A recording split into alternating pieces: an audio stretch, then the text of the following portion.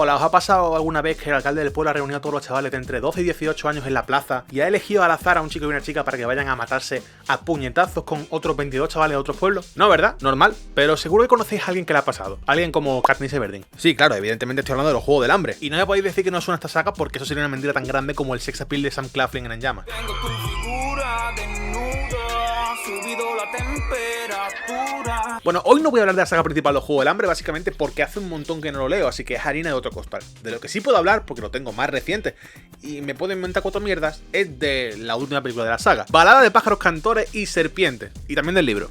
Y sí, antes de que empecéis a babear por Tom Blythe, panda de guarro, recordad que estamos hablando de Snow. El presidente Snow es el mismo tío que lleva 60 años oprimiendo a la población de Panem y asesinando rivales políticos, personas inocentes y niños. Así que recordad, antes de las guarrerías, que es como enamorarse del presidente de Israel. Que sí, que yo lo entiendo, mira al chaval. Que quiere vivir aventuras, pero es que son ya más de la una.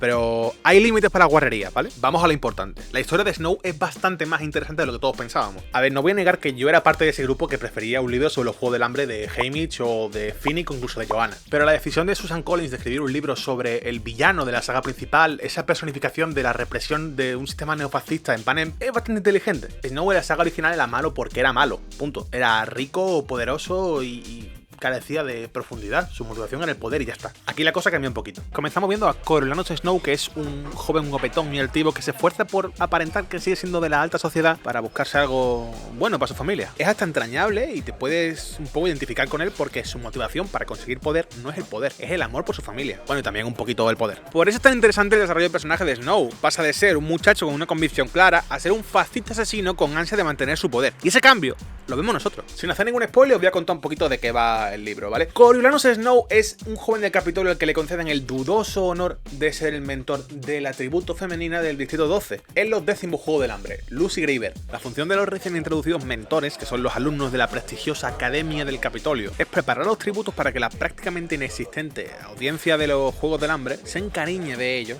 y así los vean. Así comienza esta historia en la que vemos cómo Snow pasa de ser un pijo cabrón a un ser humano con sentimientos a un psicópata genocida. Todo esto en 587 páginas o 2 horas 38 si preferís la película. Hay algo muy admirable en esta película y es que no se trata de un spin-off para estirar el chicle de algo muy exitoso, no es para rascar pasta o para despertar el gran poder que tiene la nostalgia. Balada de pájaros, cantores y serpientes tiene alma. Ojo, no estoy diciendo que la razón de Lionsgate para darle luz verde a esta película no sea hacerse de oro o que Susan Collins no pensara en continuar los Juegos del Hambre para comprarse otra mansión. Lo que estoy diciendo es que esto, a diferencia de otros revivals, está muy bien ejecutado. Todos los personajes principales están muy bien construidos y cumplen su función a la perfección, creando una sinergia bastante interesante. Coriolanus es complejo, nunca sabe realmente sus verdaderos intereses o lo que está pensando más allá de su propia supremacía. La doctora Gaull funciona muy bien como villana porque a pesar de que es mala, solo porque es mala, eso no es algo que juegue necesariamente en su contra. Tiene razones para ser mala y eso es lo interesante. El decano Highbottom es un soplapolla y ya. Ese es su rol. Poco más. Además es Peter Dinklage y eso pues siempre es bueno.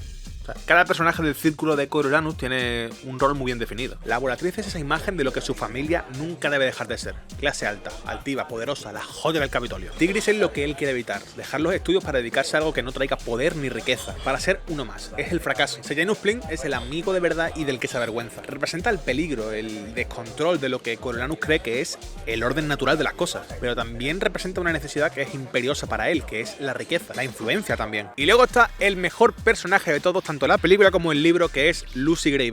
Lucy Gray es un personaje muy gustable, está perfectamente diseñada para generar ese sentimiento de familiaridad en los fans que tiene la saga, sobre todo porque recuerda muchísimo a Katniss, tanto en su rebeldía como en su manera de actuar, incluso en la reverencia que hace, que es prácticamente la misma. Sin embargo, muy distinta en su forma de hablar, en sus ideales, en su don de gente, lo suficiente como para que parezca un personaje completamente distinto y no un copia y pega del antiguo protagonista de la saga. Para mí esta peli es fantástica, la verdad, a pesar de durar más de 2 horas y media, lo que puede hacer que mucha gente recele de ella, no se hace larga para nada. El worldbuilding es bastante consistente con el resto de las películas. Mola ver esa continuidad de que al ser 64 años antes tiene un estilo muy distinto, la tecnología es menos avanzada y tiene ese look retrofuturista de los años 40 que mola bastante, la verdad.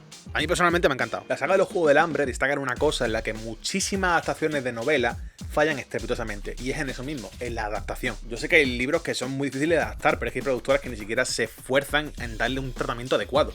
En esta saga, todo lo contrario. Las 4 películas de los Juegos del Hambre están adaptadas muy fielmente, sacando las cosas que no importan, manteniendo los puntos más fuertes e inventando elementos nuevos que facilitan el desarrollo. Además, la dirección de arte se nota que hay amor por los libros y sobre todo mucho conocimiento, siendo para mí En Llamas la mejor, tanto adaptación como película. Y Balada de pájaros, canto de serpiente no me va a ser diferente. He hablado con mucha gente sobre esto y todos pensamos lo mismo, que es tal cual no lo imaginábamos cuando leíamos el libro, y estoy muy agradecido por ello. Estoy agradecido porque han satisfecho la misma necesidad que crearon en el Álvaro de 14 años, que sigo llevando dentro. Han traído de vuelta una saga que me apasionó cuando era adolescente y que sigue manteniéndose como uno de los mayores exponentes de literatura juvenil, porque los Juegos del Hambre es eso, es esa saga que todos hemos leído o visto alguna vez cuando éramos chavales y que nos ha tocado el corazón de alguna manera u otra. Y nos ha acabado enganchando. Es la razón por la que muchos se hicieron Tumblr y por la que nos habríamos tatuado quizás algo así si nos hubieran dejado.